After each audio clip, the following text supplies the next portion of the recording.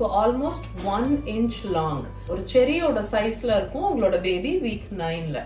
இப்போ பேபியோட facial features எல்லாம், அதாவது கண்ணு, மூக்கு, வாய், இதெல்லாம் எப்படி இருக்கு அப்படின்னு பார்க்க முடியும். அந்த அளவுக்கு டெவலப் ஆயிடுது.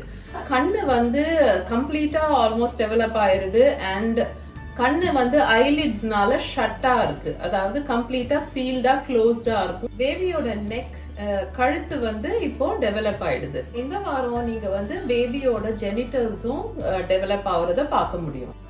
இப்போ உங்க பேபில இன்டர்னல், அதாவது உள்ளார என்னென்ன சேஞ்சஸ்னு பார்க்கலாம். ஹார்ட்ல இப்போ 4 சேம்பர்ஸ் இருக்கு.